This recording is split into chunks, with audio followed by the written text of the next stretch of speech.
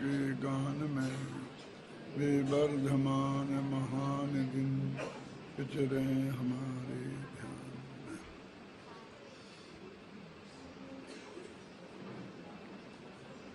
दस लक्षण महापर्व के बाद आने वाला ये क्षमापना पर्व, क्षमावाणी पर्व जीवन भर के, विगत जीवन के सभी मनोमालिन्य धो डालने में समर्थ है। दस लक्षण महापर्व के बाद आने का भी एक कारण है कि 10 धर्मों की आराधना से जो हमारे चित्त में क्षमा, मार्दव, कोमलता, सरलता प्रकट हुई है,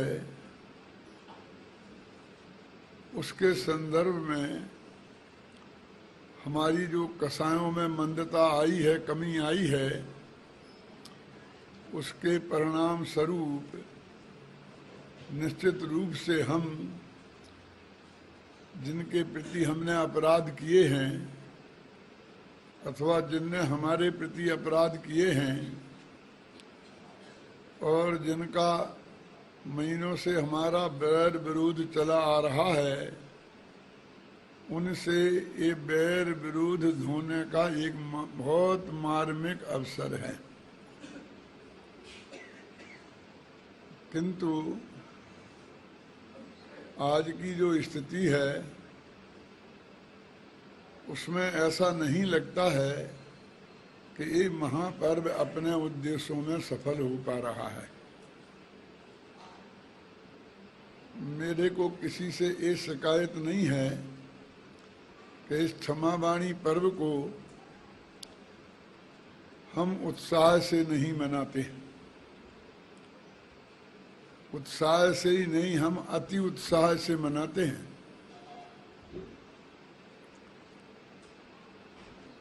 हजारों रुपए के बहुत कीमती कार्ड छपाते हैं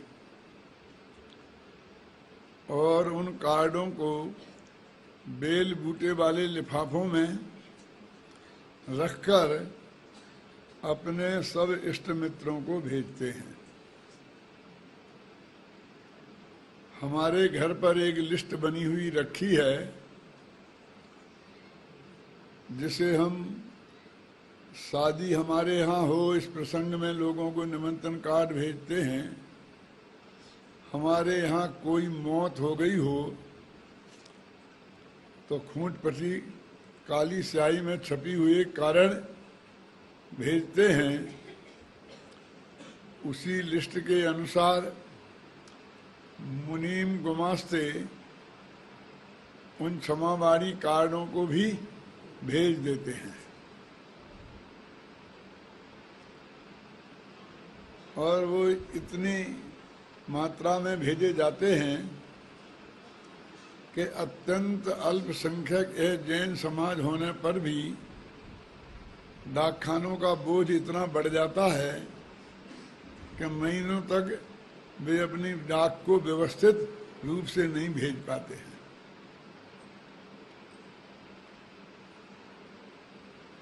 लोगों से हम बड़े उत्साह से मिलते हैं, उन्हें गले लगाते हैं, उनके गले लगते हैं और माफी भी बहुत ऊंची आवाज में मांगते हैं, क्षमा करना, क्षमा करना, क्षमा करना। इसमें कोई प्रकार की कमी है ऐसी शिकायत मेरी बिल्कुल नहीं है, लेकिन गंभीरता से विचार करने की बात यह है कि हमारी इस क्षमावाणी से किनको लाभ होता है। लाभ तो हमें होना चाहिए ना, लेकिन हमें नहीं होकर डाक खाने वालों को होता है, कार्ड बेचने वालों को होता है, कार्ड छापने वालों को होता है। बहुत बड़ा बिजनेस है। जितना शादी के कार्ड नहीं बिकते होंगे इतने ये कार्ड बिकते हैं उनके।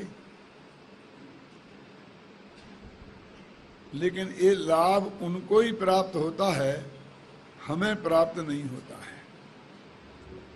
क्यों? क्योंकि क्षमा करने और क्षमा मांगने के जो वास्तविक अधिकारी हैं, उनसे कौन क्षमा मांगता है? उन्हें कौन क्षमा करता है? उन्हें कौन कारण भेजता है? जो हमारे इष्ट मित्र हैं, जिनसे हमारी कभी कोई बुराई नहीं हुई, न उनने हमारे प्रति कोई ऐसा काम किया है कि जिससे वो हमसे क्षमा मांगे, न हमने भी उनके प्रति कोई ऐसा काम किया है कि हमें क्षमा मांगने की जरूरत हो। हम उन्हीं से क्षमा मांगते हैं। भाई साहब, ये मित्रों का पर्व नहीं है, शत्रुओं का पर्व है। आज का दिन मित्रों को याद करने का नहीं है, शत्रुओं को याद करने का है। कौन याद करता है उन्हें? हम तो थोक के भाव क्षमा मांगते हैं, थोक के भाव क्षमा वाणी कारण भेजते हैं।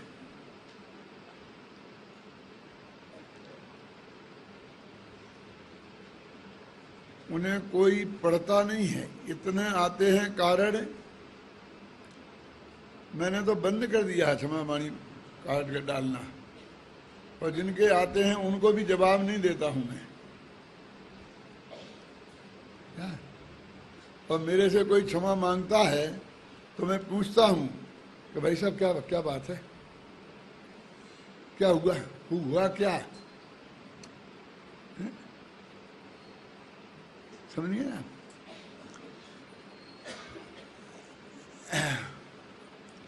हम उन मित्रों को ही सबको भेजते हैं, इतने इतने इकट्ठे हो जाते हैं कि उन्हें मुनीम गुमास्ते रिसीव कर लेते हैं। पढ़ते तो वे भी नहीं हैं, हम भी नहीं पढ़ते हैं। यदि कभी कोई फुर्सत मिल गई महीना 2 महीने में, तो इकट्ठे ढेर लगे कार्डों को ऊपर से देख लेते हैं किस किस के आए हैं। और ज्यादा तकलीफ उठाई तो उसका गेटअप, कार्ड कैसा है, ये सब देख लेते हैं। और यदि कोई अच्छा लगता है तो उसे संभाल कर रख देते हैं कि अगली साल ऐसा ही कार्ड मैं भी खरीद के बनवाऊंगा बढ़िया। क्योंकि सिलेक्शन में भी बहुत तकलीफ होती है। क्यों?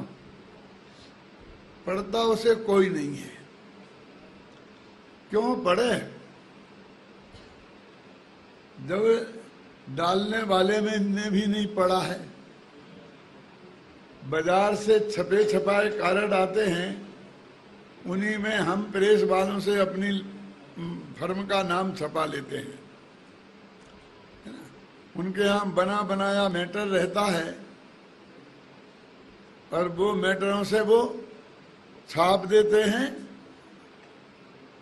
और हमारे सब मुनीम गुमास्ते भेज देते हैं। हमें कहाँ फुर्सत है उसे पढ़ने की? उसमें क्या लिखा है, यदि 10-20 गलतियां हो जाएं तो हमें कोई चिंता करने की बात नहीं है। और क्षमा वाणी मांगने की बजाय 2-4 गालियां भी लिखी हों तो भी कोई चिंता करने की बात नहीं है, क्योंकि उसे कोई पढ़ने वाला ही नहीं है। जब आपने भेजने वाले ने नहीं पढ़ा है तो पाने वाला क्यों पढ़े? वो क्या फालतू का है? मैं कहना चाहता हूं कि ऐसी क्षमा वाणी हमें क्या निहाल करेगी? क्या हमें पता भी नहीं है कि हमने किन किन से माफी मांगी है? क्यों?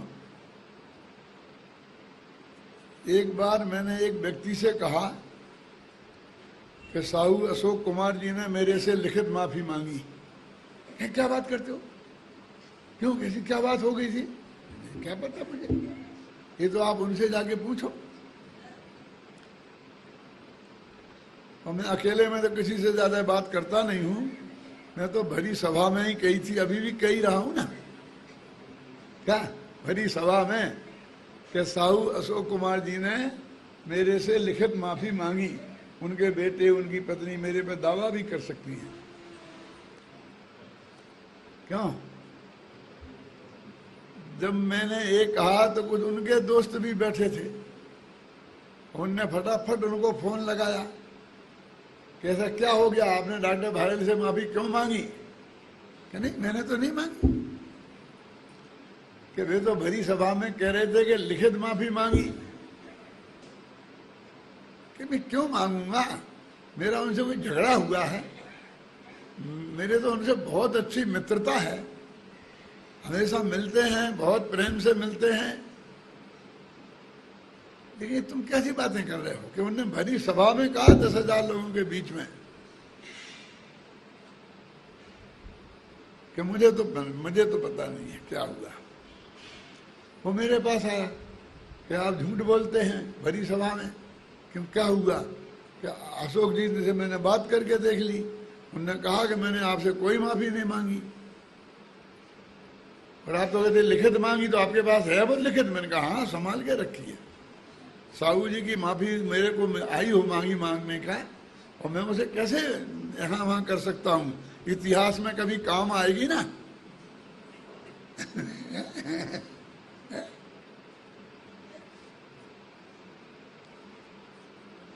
मुझे आप बताइए।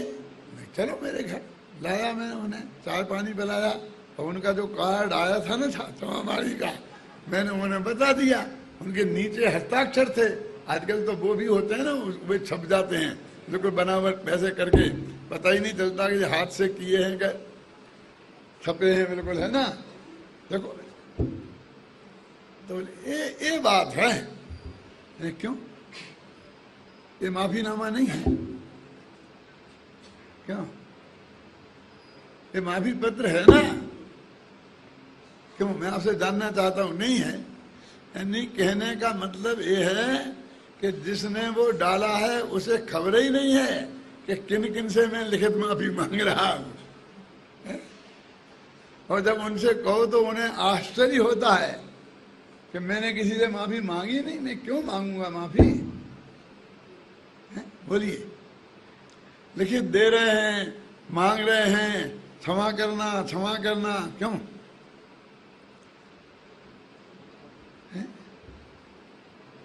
बोलो, ऐसी क्षमावाणी हमें क्या निहाल करेगी? कल्पना करो आप। हमारे पंडितों ने बहुत बढ़िया भाषा बना दी है। क्या? सभी ज्ञात अज्ञात अपराधों के लिए मैं क्षमा प्रार्थी हूं। क्या होता है ज्ञात अज्ञात? कि जो मुझे पता भी हो और पता नहीं भी हो, और ऐसी गलती मैंने की हो तो उसके साथ एक शर्त लगा देते हैं, मैं उसके लिए आपसे क्षमा याचना करता हूं। लेकिन भैया, ये अज्ञात के लिए क्यों मांगते हो? जाने दो ना अज्ञात की, जो तुम्हें पता नहीं है। लेकिन जो पता है, तुमने जानबूझकर जो अपराध किए हैं जिसके विरुद्ध, उनको तो, उनकी तो माफी मांगो। किए हो तो की क्या जरूरत? किए है ना, और तुम एक दिन भी आज तक नहीं भूले हो, क्योंकि मैंने उसके विरुद्ध ऐसा लिखा, ऐसा बोला, ऐसा किया, है ना? सब पता है कि नहीं? अरे भाई साहब, जो अपराध हमें पता है उनको लिखित रूप में कि मैंने आपके विरुद्ध कितना जहर उगला है आपको पता ही नहीं है, क्योंकि आप तो वहां बैठते हैं। अब मैं तो अपने मोहल्ले में उगला करता हूं, सैकड़ों लोगों को आपके विरुद्ध मैंने भड़काया है। क्यों? ये तुम्हें पता है ना, और हमें पता नहीं है। मतलब जिसको आप भेज रहे हो उसे पता नहीं है कि आपने कहां कहां आग लगाई है। आपको तो पता है ना, तो उसका उल्लेख करते हुए कि मैंने यहाँ यहाँ ऐसा ऐसा गंदा गंदा आपके बारे में बोला है, मैं आपसे क्षमा याचना करता हूँ। इतना ही नहीं, और भविष्य में अब मैं ऐसा नहीं करूंगा इस संकल्प के साथ, तब वो वास्तव में क्षमावाणी होगी।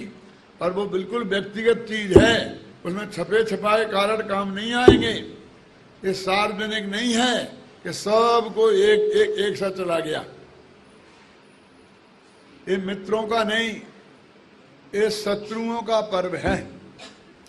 एक एक चुनकर हमें शत्रुओं को नहीं मारना है, शत्रुता को मारना है उनके प्रति जो हमारे हृदय में है। क्यों?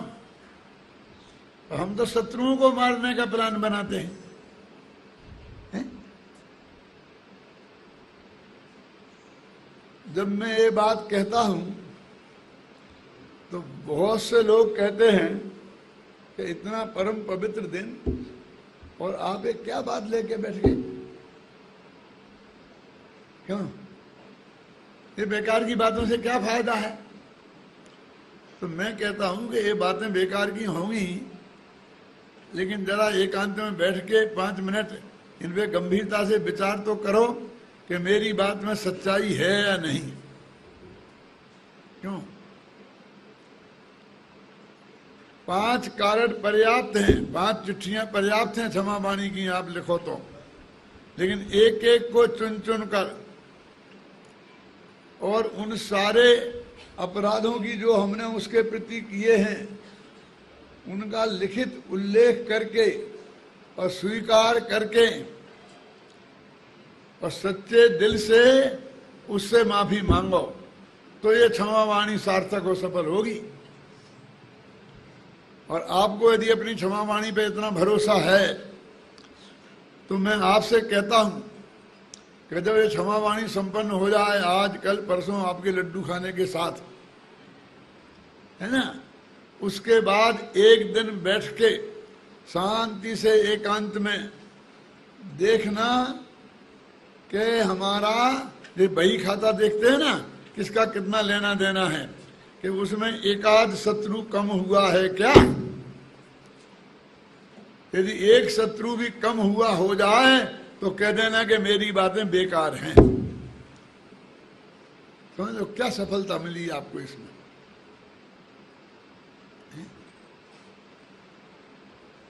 क्या बात करते हैं आप?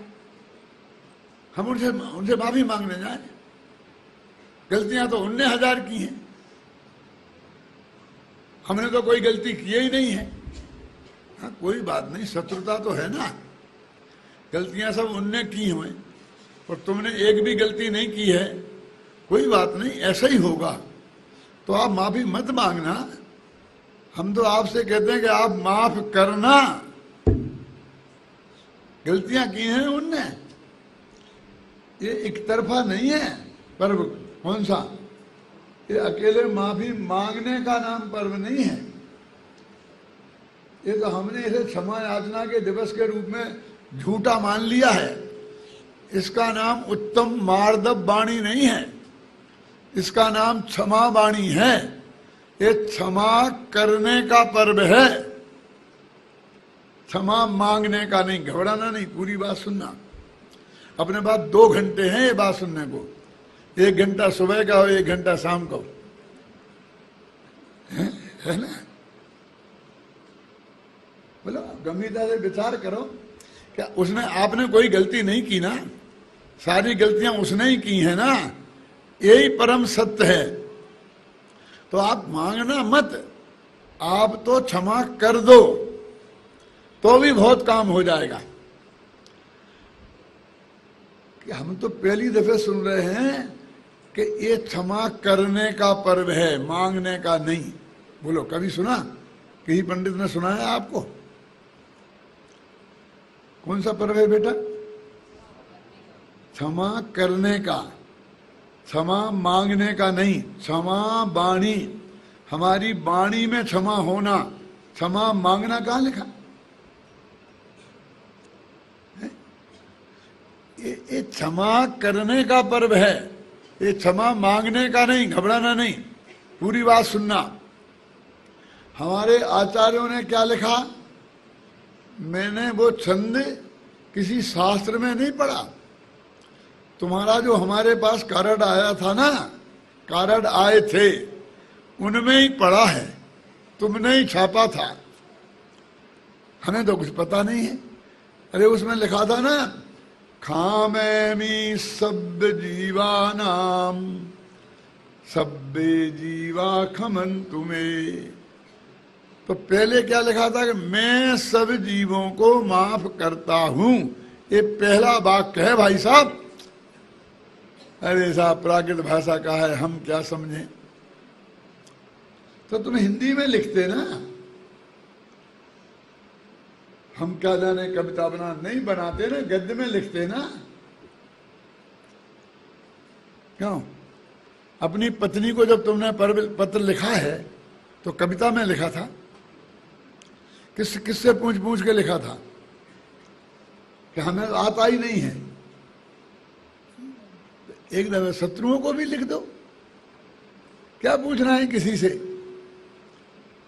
जो बात है असली वो लिखनी है। याद कर करके क्या क्या गलती की हैं, हाँ, उनके लिए माफी मांगना है। और हमारे हृदय में कि तुमने ऐसी ऐसी गलती की और हमने याद करके आज हम तुम्हें माफ करते हैं, अब आज से हम आपके इसके बारे में कुछ भी नहीं सोचेंगे आपके बुरा करने के संदर्भ में। ये तो लिखना है, इसमें किसी पंडित की जरूरत कहाँ है। हमारे पास आज तक कोई नहीं आया कि मुझे अपनी पत्नी को पत्र लिखना है लेकिन लिखना आता नहीं है। पंडित जी आप बता दो कि मुझे कौन सा लिखना आता है। मैंने अपनी पत्नी को जिंदगी में कभी पत्र नहीं लिखा। एक लिखा था जब फेरे नहीं पड़े थे, वो सगाई हो गई थी, उसके बीच में एक पोस्ट कार्ड डाला था। इसलिए नहीं कि मेरे पास लिफाफे नहीं थे, मैं एक मिडिल स्कूल का हेडमास्टर था और मुफ्त के लिफाफे बहुत रखे रहते थे, डाल सकता था, पैसे खर्च करने की जरूरत नहीं है।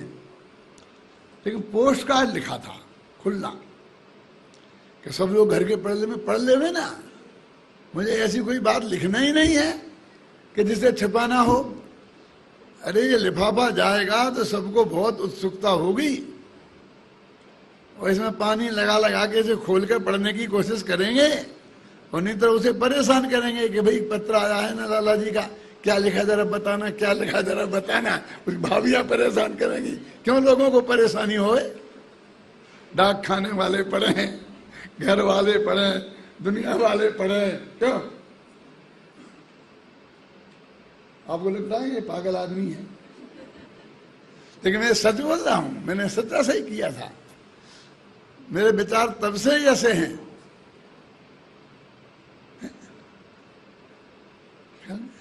ये तब लिखा था जब मैंने पश्चाताप लिखा था। समझ में आया? मेरे कहने का आशय ये है कि भाई साहब ये मनाने का उत्सव वाला पर्व नहीं है, ये मीटिंगों का पर्व नहीं है, ये लड्डू खाने का खिलाने का पर्व नहीं है। ये तो बैर भाव धो डालने का पर्व है। और हमें ये सोच सोच कर अपराध की स्वीकृति पूर्वक शत्रुओं के पास जाकर बिना किसी शर्त के क्षमा करना और बिना किसी शर्त के क्षमा मांगना, ऐसा इस बात का ये महापर्व है और हम इस रूप में मनाते हैं। ये भी एक औपचारिक हो गया है बिल्कुल। सब क्षमा करना, क्षमा करना, क्षमा करना, ऐसा मुंह से बोलते हुए हजारों लोग रोजाना मिल जाएंगे। अभी ये सभा होगी खत्म सुबह शाम जो भी, फिर आपस में हम भी खूब गले मिलेंगे। क्यों?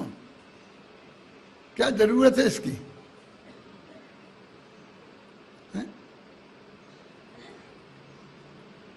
जिनसे सचमुच क्षमा मांगने की जरूरत हो और जिन्हें क्षमा करने की जरूरत हो, उनसे हमें क्षमा याचना मांगनी चाहिए और क्षमा याचना करनी चाहिए। कुछ लोग तो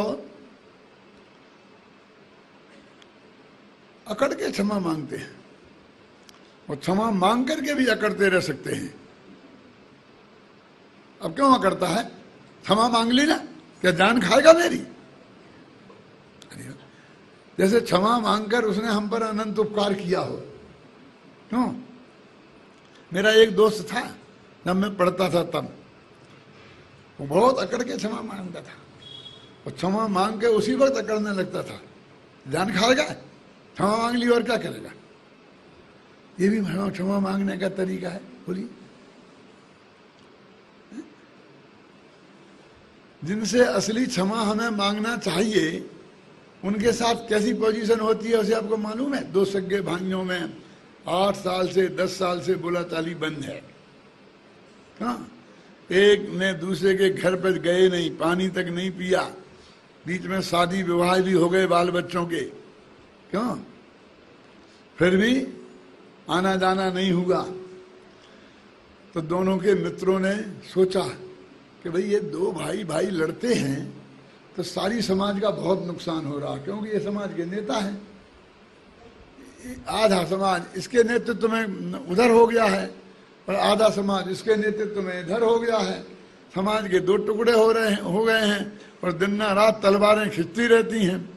यदि किसी तरह इन दोनों भाइयों में समझौता हो जाए, क्षमा याचना हो जाए, इनका बैर विरोध मिट जाए तो समाज में थोड़ी शांति हो, ऐसा कुछ लोगों ने सोचा। मेरी बात समझना। आज के क्षमा वाणी का मैं दृश्य बता रहा हूं आपको। एक कुछ लोगों ने, 8-10 लोगों ने, जो उनके मित्र थे, कुछ इस तरफ के कुछ उस तरफ के, उनने सोचा कि भाई इस क्षमा वाणी पर तो हम इन दोनों भाइयों को मिला के ही रहेंगे। क्यों?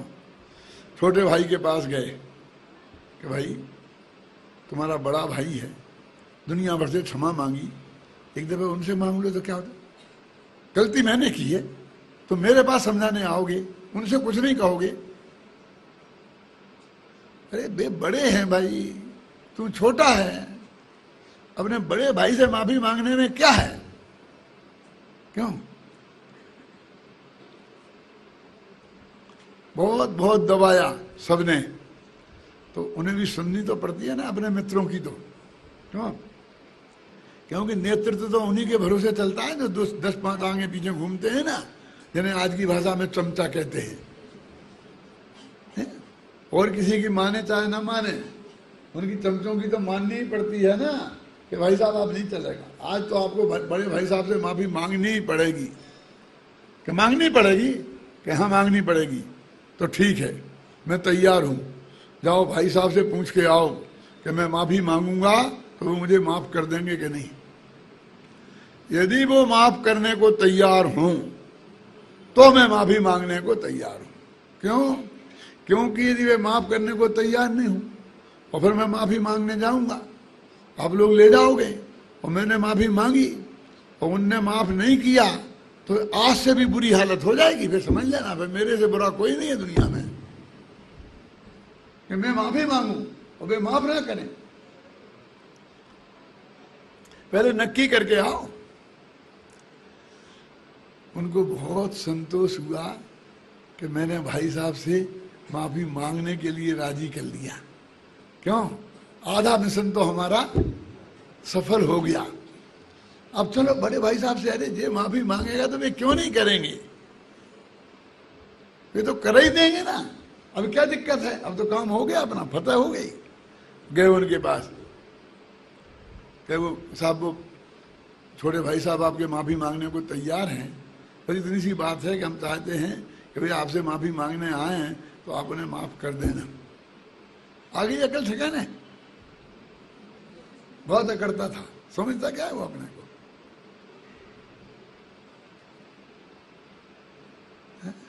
अरे मैं ये हालत कर दूंगा कि वो तो आगे चरणों में लौटेगा। दर दर का भिखारी नहीं बने तो मेरा नाम नहीं, मैं अपने असली बाप का नहीं, मैं क्या वो भी उसी बाप का है, क्यों? क्या भाई साहब इतनी सी बात है, आपका छोटा भाई है, बेटे जैसा है, आपसे 10 साल छोटा है उम्र में, आप कैसी बात करते हो? और फिर आज वो माफी मांगने को तैयार है, क्यों?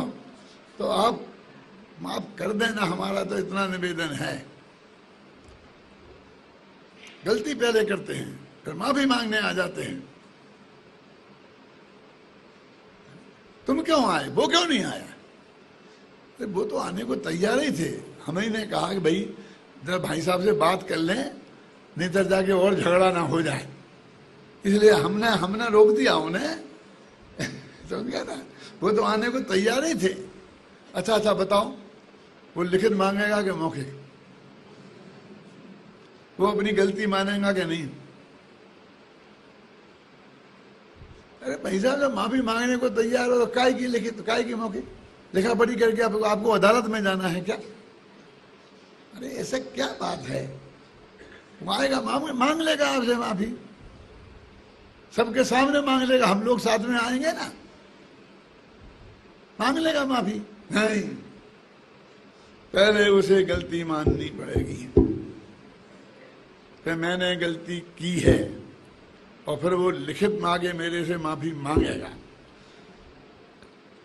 तो फिर तो आप माफ कर देंगे ना? हाँ, फिर मैं विचार करूंगा। क्या समझे ना? चलो, हम समझ गए हमारा फतेह हो गया, तैयार तो हो गए ना विचार करने को भाई साहब। अब तो अपना सफर हो ही जाएंगे। लौट के छोटे भाई साहब के पास गए कि भैया बिल्कुल तैयार हो गए भाई साहब एकदम। अरे वे तो खुश हो गए कि मेरा भाई मेरा पास आने वाला है। क्यों? अब हम आज गले मिलेंगे, इससे बढ़िया दिन और क्या होगा? क्योंकि वो बातें कह देता तो फिर यहीं ये अकड़ जाता।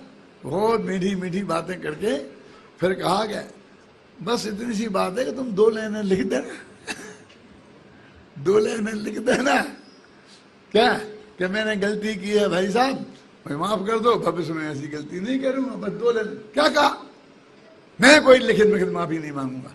मैंने आपसे माफी मांगने का कहा था, लिखित मांगने का नहीं कहा था।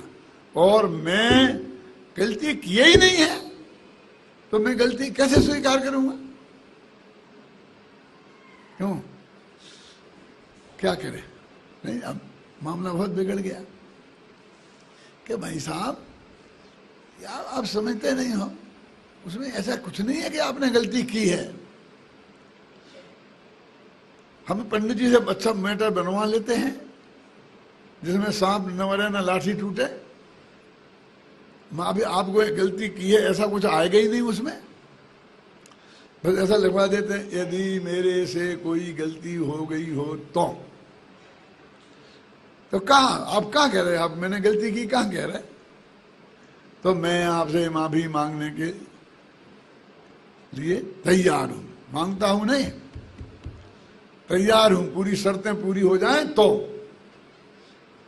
लेकर के कहा कि देखो साहब, नहीं मैं नहीं, फेंको फेंको फेंको। मुश्किल से इसमें काम माफी मांग रहे, वो गलती भी कहाँ स्वीकार कर रहे। अपन तो कह रहे गलती की हो तो, वो मांगने को तैयार हूं। वे तैयार होंगे तब मांगेंगे ना। ठीक है तुम लोग कहते हो तो ठीक है। वो लिखी गई और जब वो भाई साहब के पास पहुंचे, वे लेकर के वो नहीं गया, उन्हें दिया कि साहब ये लिखित माफी है। पढ़ के फेंकी दूर। की हो तो अपराध कितने किए हैं, किया हो तो ये स्वीकृति है अपराध की, और मांगने को तैयार हूं। मांगता थोड़ी है, फेंक दी। जाओ, अब क्या करेंगे? फिर और बड़े पंडित जी को बुलाया और ऐसी भाषा लिखी कि इसे ऐसा लगे कि हमने माफी मांगी नहीं, और उसे ऐसा लगे कि इसने माफी मांग ली। इतना गोलम गोल। कुछ पंडित इस मामले में बहुत होशियार होते हैं। 1 घंटे तक प्रवचन करेंगे वे। मैं नाम भी जानता हूं उन लोगों के लिए, बताऊंगा नहीं कि आप 1 घंटे बाद निष्कर्ष निकाल ही नहीं पाओगे कि इन्हें कहा क्या है। क्यों? उपवास करना चाहिए कि नहीं करना चाहिए कि कुछ पता नहीं लगेगा। गोलम गोल गोलम गोल गोलम गोल।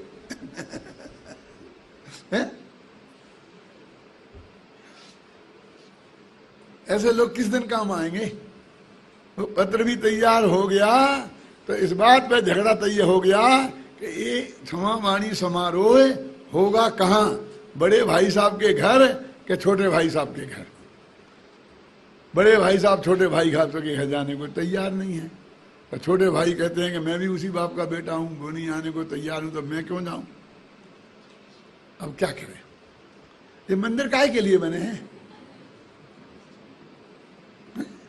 ये मंदिर इसी काम तो आते हैं ना कि जहां दोनों जने आ सकते हैं। वो एक दूसरे के घर तो जा नहीं सकते हैं, तो मंदिर में आ जाना। मंदिर में नक्की हुआ कि मंदिर में बैठ करके और इस तरह से क्षमा वाणी समारोह होगा। किनका? इन दोनों भाइयों का।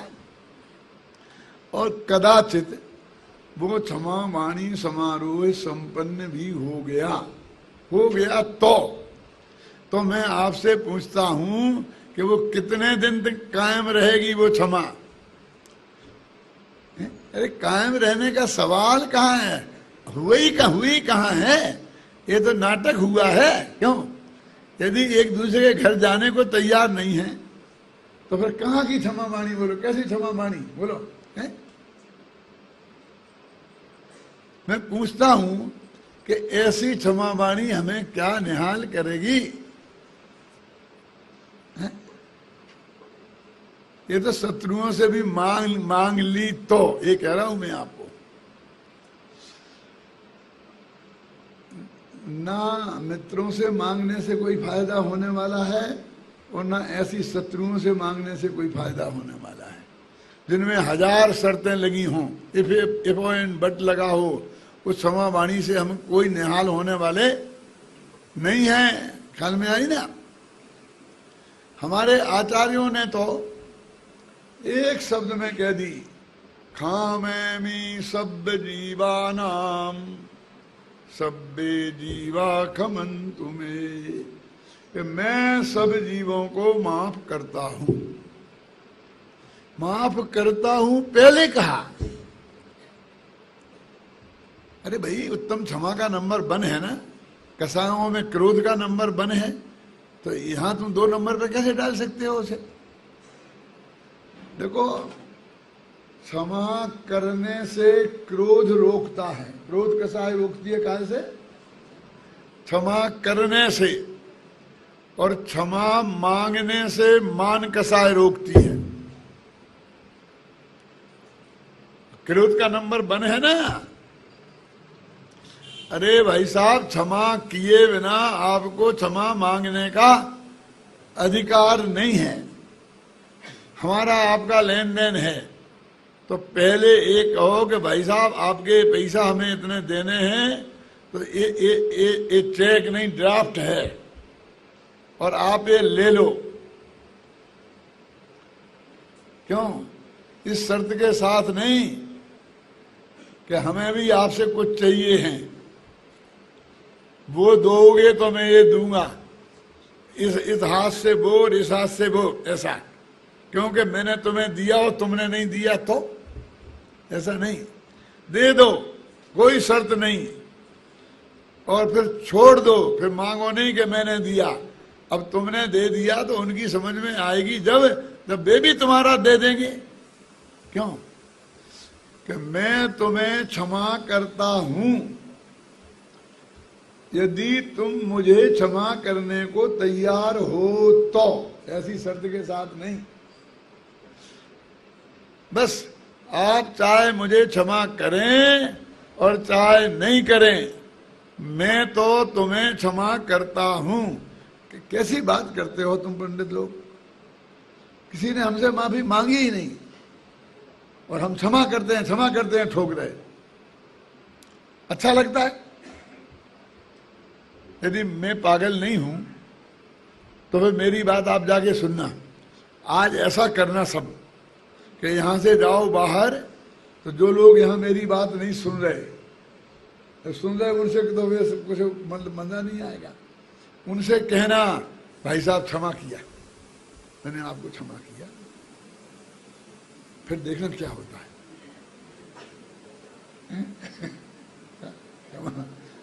क्षमा किया कहना, मुझे नहीं तो आपको तो पागल समझेंगे वो कि आज उनको हो क्या गया है। ये क्षमा वाणी है तो क्षमा करने का दिन है ना। आचार्य खुद बोल रहे हैं ना, खामैमि सभ्य जीवानाम, मैं सब जीवों को क्षमा करता हूं। तो उसने मांगे नहीं तो ही क्षमा कर रहे, जबरदस्ती। हमने तुमसे कब माफी मांगी जो तुम हमें क्षमा कर रहे हो? क्यों? मैं आपसे पूछता हूं कि सब जीवों ने आचार्य महाराज से माफी मांगी थी? नहीं मांगी ना, तो क्यों ऐसे कह रहे कि मैं सब जीवों को क्षमा करता हूं? अरे क्षमा करने के लिए कोई हमसे क्षमा मांगे ये जरूरी नहीं है। क्या समझ में आया? क्षमा करने के लिए कोई हमसे क्षमा मांगे ये जरूरी नहीं है, क्योंकि वो अपनी मान कसाई के कारण हमसे क्षमा नहीं मांगना चाहता है। वो अपनी मान कसाई को नहीं छोड़ना चाहता है। तो हम अपनी क्रोध कसाय को छोड़ने के लिए स्वतंत्र हैं कि नहीं है? बोलिए। नहीं तो फिर तो हम कभी क्रोध छोड़ ही नहीं सकेंगे, क्योंकि सामने वाले के हाथ में हो गया कि वो माफी मांगे तो हम क्रोध छोड़ें, क्यों? और नहीं मांगे तो नहीं छोड़ें। तो सब जीव तो हमसे माफी मांगने वाले हैं नहीं, तो हमेशा अनंत काल तक के लिए हम क्रोध रखेंगे अपने में। अरे हमारी कसाय मंद हुई है, हमें अकसाय भाव जगा है, तो हम बिना शर्त के, बिना ये देखे कि तुम हमसे माफी मांगते हो कि नहीं, हम तुमको माफ करते हैं। ख्याल में आई ना? होगा हम नहीं देंगे माफी, कोई बात नहीं है। आपको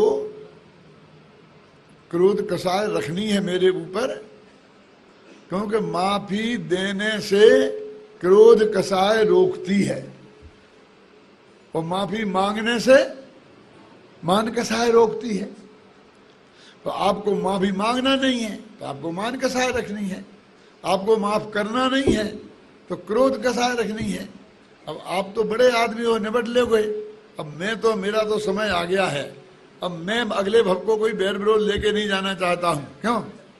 इसलिए मैं अपनी तरफ से आपके विरुद्ध जो मेरे क्रोध है, मैं उसका आज त्याग करता हूं और मैं माफी मांगता हूं कि मैं माफ नहीं करूंगा। कि भाई मैं कब कह रहा है कि आप कर देना, लेकिन मेरा मन तो मुझे साफ कर लेने दो।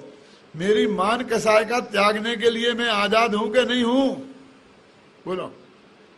वो सामने वाला माफ करे तो मैं माफी मांगू, ये शर्त कहां से लाए? उन्हें तो एक स्वर में कह दी, किसी को देखे बिना, कि मैं सब जीवों को माफ करता हूं और सब जीव मुझे माफ करें। एक साथ कह दिया। क्यों? और मिट्टी में सभ्य भूदेशु, मैं तो सब जीवों से मित्रता का भाव चाहता हूं नहीं। फिर तो कोई मांग हो जाएगी ना कि सामने वाले के अधीन हो जाएंगे। मेरी सब जीवों से मित्रता है, माने मैं किसी से वैसा काम नहीं करूंगा जो एक शत्रु दूसरे शत्रु के साथ करता है। मैं तो मित्र जैसा व्यवहार सबके साथ करूंगा और सामने वाला कि उसकी मर्जी वो जाने। क्या? और बैरम मध्यम न केड़ भी, किसी के साथ भी मैं बैर रखने के लिए तैयार नहीं हूं। एक तरफा घोषणा है क्षमावाणी, ये परस्पर दो व्यक्तियों की क्रिया नहीं है, दो आदमियों को मिलकर करने की बात नहीं है। क्योंकि सामने वाला कसाय छोड़ने के लिए तैयार नहीं है तो मैं अनंत काल तक समय कसाय रखने के लिए अभिशप्त नहीं हूं। और अभी आगे देखो, उनने ऐसा क्यों नहीं कहा कि खामैमि सभ्य जैनी नाम सभ्य जैनी खमन तुम्हें? क्या लिखा? ये नहीं लिखा खामैमि सभ्य मनुजा नाम सभ्य मनुजा खमन तुम्हें। उन्हें सब जीवा नाम, मैं सब जीवों को माफ करता हूं और सब जीव मुझे माफ करें। ये सब जीव एक इंद्री, दो इंद्री, तीन इंद्री के, हाँ उनकी बात है भाई साहब। क्यों माफ करता हूं का मतलब क्या समझे? क्या माफ करी तुमने? क्या माफ करते हो? अरे भाई साहब, हमने कितनी कितनी गलती इनके विरुद्ध की है, नहीं मालूम? जले छाने जीवानी कीनी, सो भूपुन डाले जो दीनी। क्यों? झाड़ू ले जांगा बुहारी, चिट्टी आदि के जीव बिदारी। कितने कितने अपराध हमने किए हैं सुबह से शाम तक, हैं? सभी जीवों के लिए किया ना। हमने अनंत जीवों को आलू बटाटा लाए और तबेली में चढ़ा के चाय जैसा उबाल दिया, एक कम अपराध है तुमने उनके प्रति? अच्छा, अब हम चिंटी कीड़े मकोड़ों से भी माफी मांगेंगे, अब हम आलू जमीकंद से भी माफी मांगेंगे कि तुमने उनके विरुद्ध अपराध किया है ना। किया है तो क्यों नहीं मांगोगे? अपने शास्त्रों में है कि नहीं? ये पंक्तियां मैंने अपने घर से तो नहीं बोली हैं? ये माफी मांगना नहीं है और क्या है? मैं आपसे पूछता हूं, मुंह से बोले जा रहे कि हम नहीं मांगेंगे। अरे मांग तो रहे हो, कह रहे हम नहीं मांगेंगे। कितनी तकलीफें तुमने उन्हें दी हैं, तो हम माफी मांग लें। लेकिन भाई साहब, माफी मांगने का अर्थ ये है कि कल से हम ऐसी गलती नहीं करेंगे। तो माफी मांगने का अर्थ है। क्यों? किसी के गाल पे एक चांटा मारा जोर से और कहा भाई साहब माफ कर देना, उसने कहा ठीक है, तो दूसरा जड़ दिया। इसका नाम माफी मांगना है? तो वो अपराध निरंतर करते रहना। ये माताएं बहनें डबल काम एक साथ करती हैं, झाड़ू भी लगाती जाती हैं और बोलती जाती हैं, झाड़ू ले जांगा बुहारी, चिट्टी आदि के जीव बिदारी। और झाड़ू लगाती है, चींटियों पे लगाती है। क्या करेगी ऐसे तुम्हारी बोलना? जल छान जवानी की ने छान छान के फेंकते जानी। सोचो, ऐसी माफी क्या काम आएगी कि भविष्य में उस चीज का हमने कम से कम त्याग नहीं कर सकते हैं, तो नहीं करने का संकल्प तो करें। संकल्प नहीं करें तो उसमें विचार तो करें, एक दफे सोचें तो कि हमें ऐसा काम नहीं करना चाहिए। तो सब जीवों के प्रति हमने अपराध किया है, तो सब जीवों से माफी, जिन जिन के प्रति अपराध किया है उनसे सबसे माफी मांगने का दिन है ना। अभी तो ये नक्की करना है किनसे माफी मांगना है।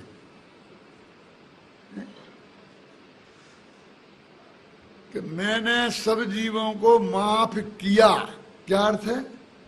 पहले तुम ये बोलो कि कल से हम चींटियों पे झाड़ू नहीं लगाएंगे, फिर कहो कि माफ कर दो पुरानी बात। आप समझे ना?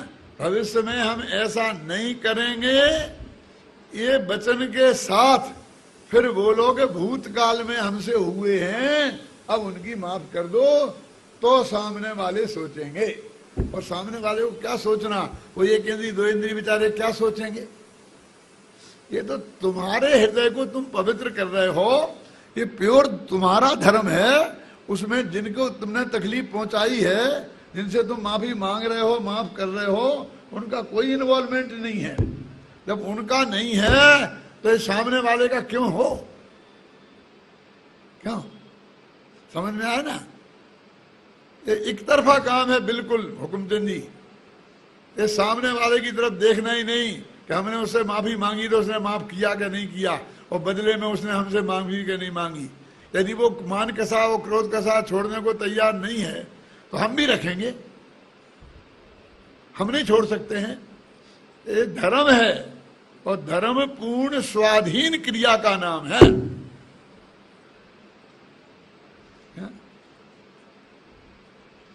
इन जीवों के प्रति हमने कितने दुख दिए हैं, और फिर हम कहते हैं कि हम कैसे माफी मांगे। अरे माफी मांगना अपने हृदय की शुद्धि की बात है, अपने यहाँ रोजाना प्रतिक्रमण, आलोचना, प्रत्याख्यान करने की बात है कि नहीं है? प्रतिक्रमण माने क्या है कि हमने जो अपराध किए हैं भूतकाल में उनकी माफी चाहते हैं, आलोचना के वर्तमान में जो हमसे गलतियां हो रही हैं उनकी माफी मांगते हैं, और प्रत्याख्यान माने भविष्य में हम ऐसी गलतियां नहीं करेंगे, इसका नाम है प्रत्याख्यान। प्रतिक्रमण, आलोचनाओं, प्रत्याख्यान ये रोजाना करने की चीज है अपने आत्मशुद्धि के लिए। अब विचार करो कि क्षमा वाणी का वास्तविक अर्थ हम समझते हैं कि साहब नाम तो क्षमा वाणी और माफी मांग रहे, इसका नाम तो मार्दव वाणी रखना चाहिए, क्योंकि माफी मांगने का पर्व मना दिया तुमने, क्षमा याचना पर्व ऐसा नाम भी हमने दूसरा दे दिया।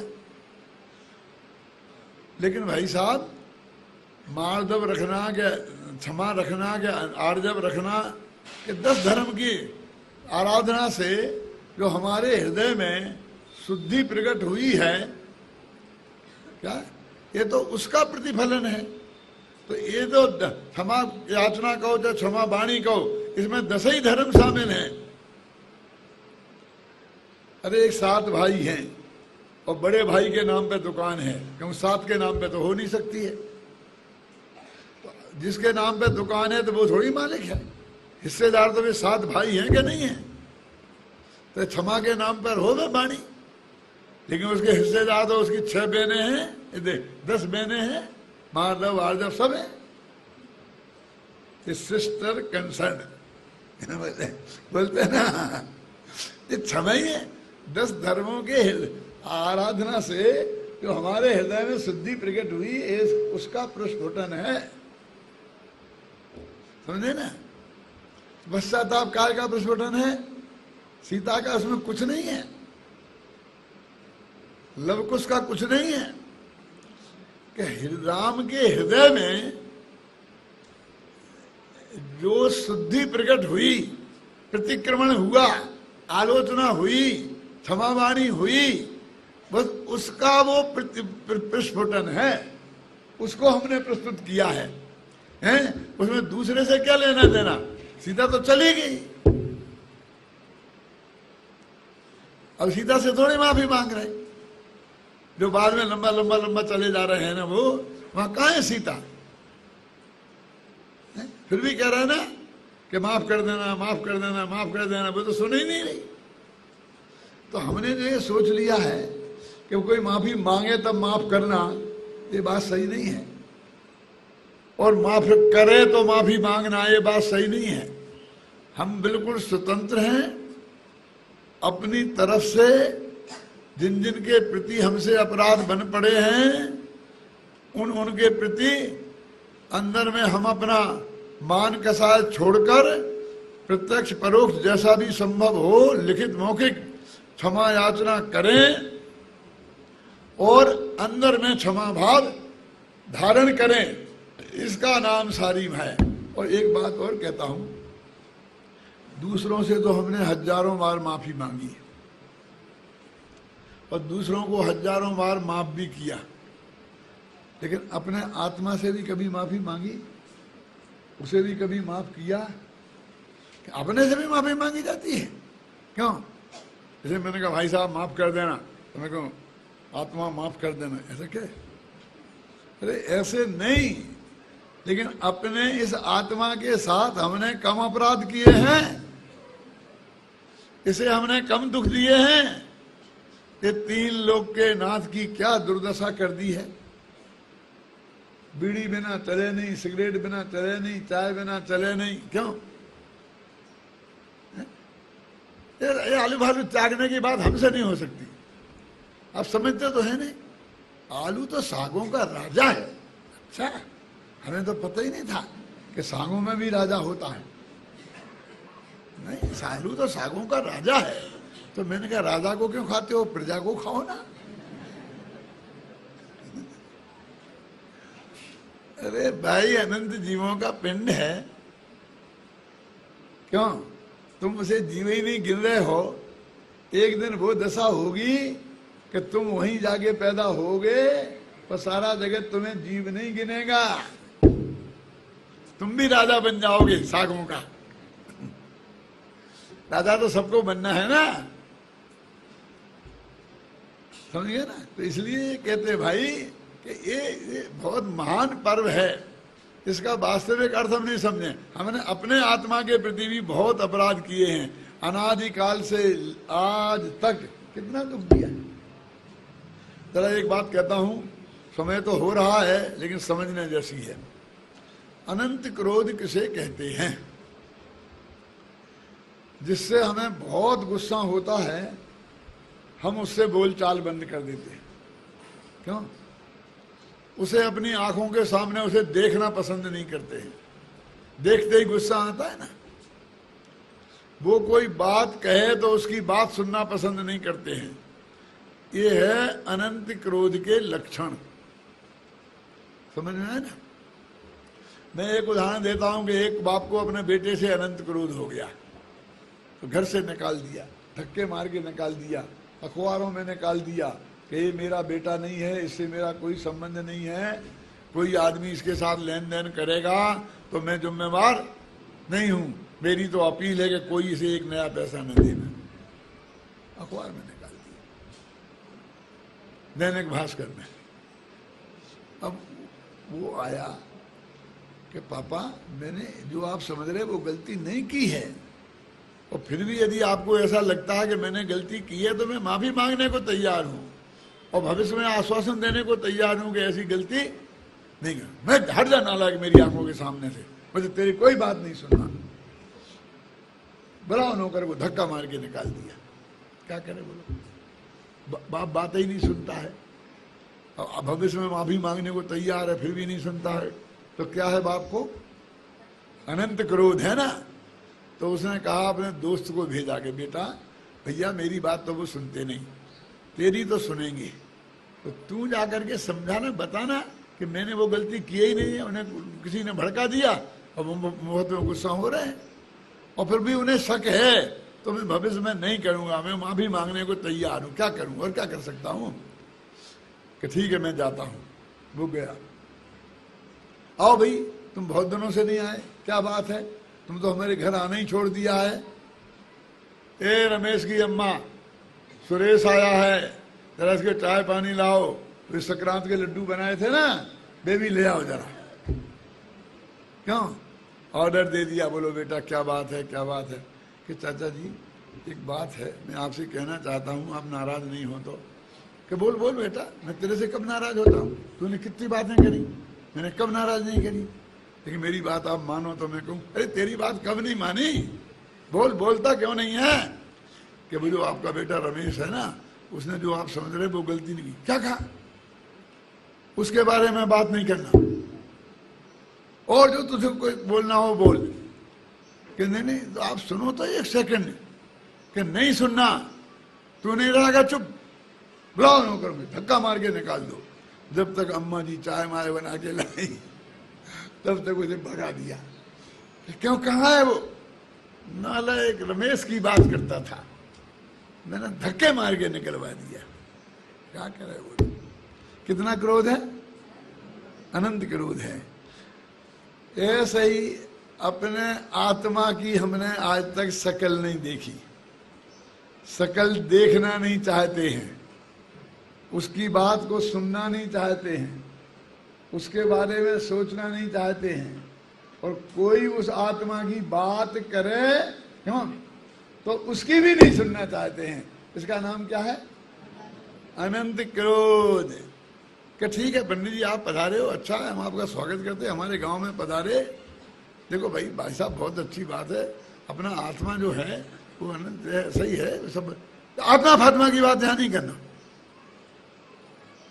नहीं मैं कोई बात नहीं करता हूँ, जो अपन है ना अपने। देखो मैंने तुमसे पहले कह दिया, आत्मा की बात कही तो मेरे से बुरा कोई नहीं होगा।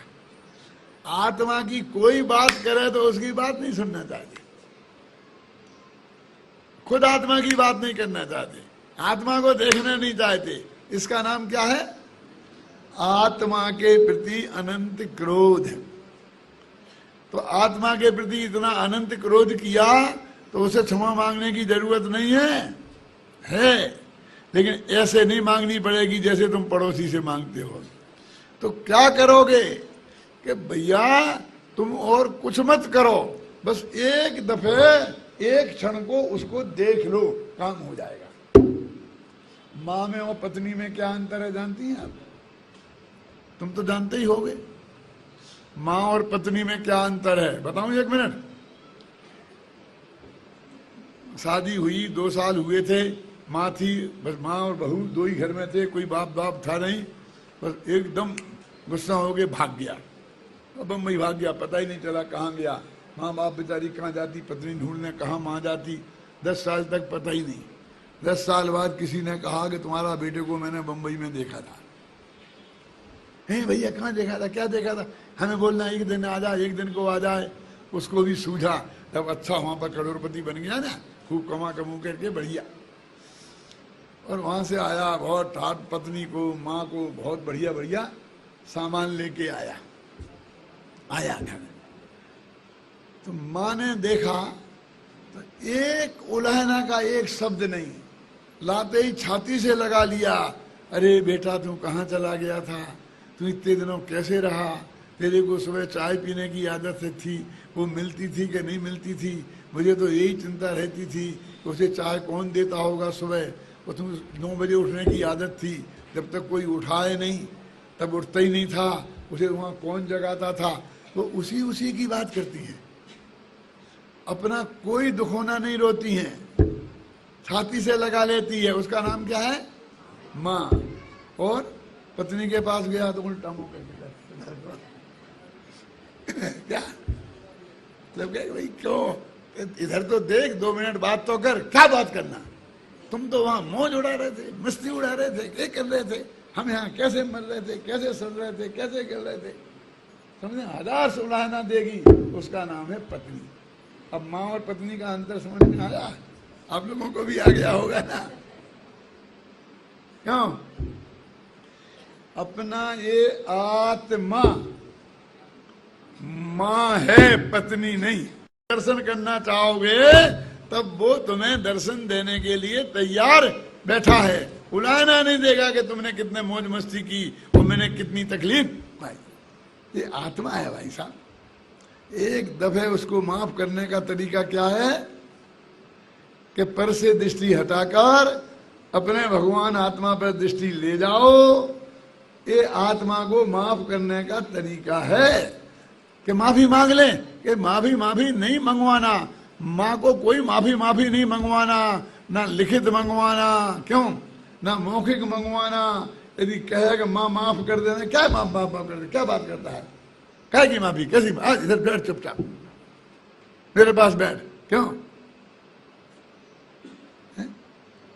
समझ में आए ना? तो अपने आत्मा के प्रति जो अनंत अपराध किए हैं भाई, एक बार तू उसे माफ कर दे तो तेरा अनंत दुख दूर हो जाएगा। कान्जी स्वामी ने एक क्षमा वाणी पर एक वाक्य कहा सब जनता से कि मैंने आप सब लोगों में से किसी को भी पर्याय दृष्टि से देखा हो तो मुझे माफ कर देना। क्या कहा? क्या गलती, सबसे बड़ी गलती क्या है कि दूसरों को पर्याय दृष्टि से देखना, द्रव्य दृष्टि से क्यों नहीं देखा? ये महिलाएं हैं, ये पुरुष हैं, ये पर्याय दृष्टि है, और ये सब भगवान आत्मा है, ये द्रव्य दृष्टि है। समझ में है ना? ये गुजराती हैं, ये हिंदी हैं, ये पर्याय दृष्टि है। सब भगवान आत्मा है, ये द्रव्य दृष्टि है। ये परिवार है, ये गोला पूरब है, ये क्या है? ये सैतवाल हैं, ये पर्याय दृष्टि है। और सभी भगवान आत्मा है, ये द्रव्य दृष्टि है। समझ में आया कि नहीं? तो वो कहते हैं कि यदि कभी मेरे को ये विकल्प आ गया हो कि ये गुजराती है कि हिंदी, विकल्प आ गया हो, समझिए ना, वाणी में तो मैं कभी लाया ही नहीं, विकल्प आ गया हो तो तुम मुझे माफ कर दो। क्योंकि हमें तो सारे जगत के जीव भगवान आत्मा दिखाई देते हैं, हम भी और तुम भी। अब कौन भगवान किससे माफी मांगे, कौन भगवान किसको माफ करे? ये माफी लेने देने की चीज कहां से आई? एक दफे हम सच्चा स्वरूप तो समझें तो ये माफी मांगने का और देने का और लेने का चक्कर ही खत्म हो। सभी लोग अपने भगवान आत्मा का दर्शन करके सच्ची उत्तम क्षमा पैदा करें और जगत के भी जिन लोगों से बैर विरोध हो उन लोगों से भी सच्चे हृदय से क्षमा याचना करके, क्षमा करके अपने जीवन को व्यवहारिक दृष्टि से भी पवित्र बनाएं। इस मंगल भावना के साथ मैं अभी की बात समाप्त करता हूँ।